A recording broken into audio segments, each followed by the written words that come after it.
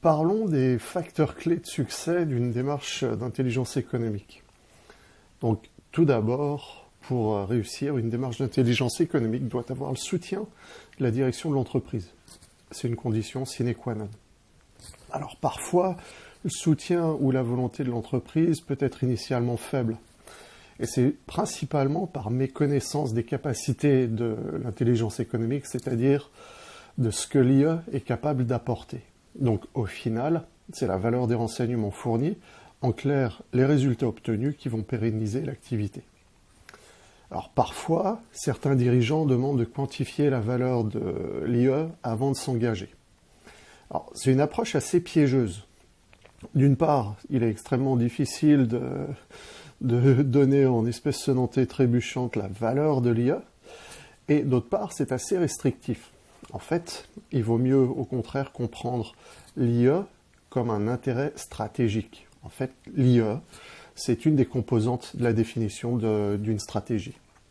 Il faut aussi comprendre quels sont les risques à ne pas avoir de démarche d'intelligence économique. Si mon entreprise est la seule d'un secteur à ne pas pratiquer l'IA, mes concurrents ont de facto un avantage. Ils anticipent mes prochaines actions, alors que je ne peux être que réactif. Donc ça me positionne au mieux en deuxième position sur le marché, ce qui n'est pas idéal. Le deuxième point très important est le choix de l'équipe en charge de l'intelligence économique.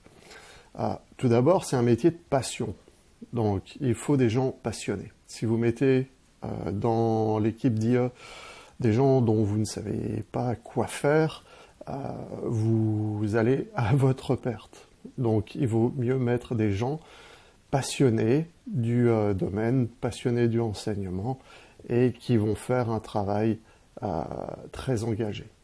La deuxième chose, c'est l'expérience. Il est mieux d'avoir une équipe avec des personnes expérimentées. On peut avoir effectivement un mix de personnes plus juniors et des personnes plus expérimentées. Sachant que l'expérience s'acquiert avec la pratique, donc c'est un point qui peut être compensé. Le troisième aspect de l'équipe est la diversité. Alors ça, c'est un grand gage de succès, un peu comme dans toutes les équipes. Quand une équipe est diverse, elle permet d'avoir différents points de vue. Ces différents points de vue sont extrêmement enrichissants dans le cadre de l'intelligence économique, puisqu'ils permettent d'aborder des problèmes sous des angles très différents. Et au final, ça permet une recherche plus efficace et des conclusions généralement plus abouties. Donc, si vous pouvez monter une équipe qui puisse s'interfacer avec à la fois le business et la technique, et qui en même temps comprenne le métier du renseignement, vous partez sur de bonnes bases. Enfin, le troisième point est le positionnement de l'IA dans l'entreprise.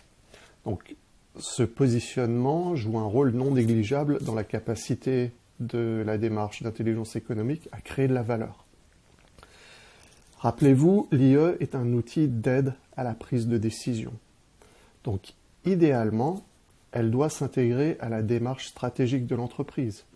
Quand l'entreprise développe une stratégie, l'IA doit apporter des éléments qui permettent soit d'infirmer, soit d'affirmer, soit de rediriger cette stratégie. Donc, si les bases que j'ai mentionnées plus haut sont solides, l'IA sera une véritable création de valeur pour l'entreprise. Donc, en résumé, il faut le soutien de la direction, une équipe performante et passionnée, et un positionnement adéquat.